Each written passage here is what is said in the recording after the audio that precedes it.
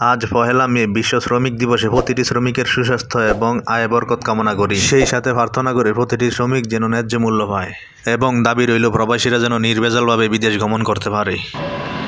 আমার 3টা ছেলের জন্য যে 3টা চকলেট নিয়ে যাবো, আমার সেই অবস্থাটাও নাই, সেই টাকাটাও নাই। এই কথাটা বলছে মালয়েশিয়ায় কাজ করতে আসা এক বাংলাদেশি প্রবাসী, যিনি 6 মাস আগে মালয়েশিয়া আসছিল। নিজের 3টা সন্তান আছে, মালয়েশিয়া থেকে যে 3টা চকলেট আনমু, 3টা যে চকলেট আনমু, 3টা পয়সাও লই যেতে পারিনি। কিন্তু আইসা কোনো কাজও পায় নাই, কাজ যা করছে বেতনও পায় নাই। পরে ওনাকে আবার দেশে চলে যাইতে হয়েছে। উনি 5 লাখ টাকা দিয়ে মালয়েশিয়া আসছে, এখন উনি দেশে যাইয়া 5 লাখ টাকা ঋণে পড়ছে। কে এই টাকা ওনাকে দিব আর কে এই ফ্যামিলির দায়ভার নিব? উনি এখন দেশেও চলতে কষ্ট হচ্ছে, মালয়েশিয়াও চলতে কষ্ট হচ্ছে। আমাদের দেশের যে এই যে প্রবাসীদের এই অবস্থা, তারা শান্তিমতে বিদেশ যাবে তাও পারে না, এই সমস্যা দেখার কে আছে?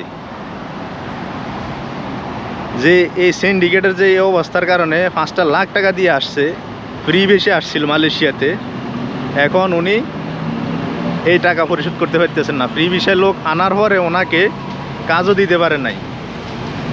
কাজ যেখানে দিছে, কাজ যেখানে করছিল 2 মাস, ওখানেও বেতনও পায় নাই। ফ্রি বিষয়ে যে লোকটা আনছিল, উনি কিভাবে আসছে মালয়েশিয়াতে, কোথায় কাজ, কোন কোম্পানিতে আসছে? বাংলাদেশ সরকার যদি এটা তদন্ত নিত, তাইলে দেখা গেছে প্রবাসীদের আর এই করুণ অবস্থা হইতো না। তো আমরা চাই যে প্রবাসীদের সুন্দর এবং সঠিকভাবে বিদেশ আসুক এবং সুন্দরভাবে কাজ করুক। যারা এই দেশে কাজ করে তারাও ভালো থাকুক এবং কি প্রবাসীরাও ভালো থাকুক, তাদের ফ্যামিলিও ভালো থাকুক, দেশের উন্নয়ন হোক। তো আজকের জন্য ভিডিওটা এই পর্যন্তই। টাটা, বাই বাই, আল্লাহ হাফেজ।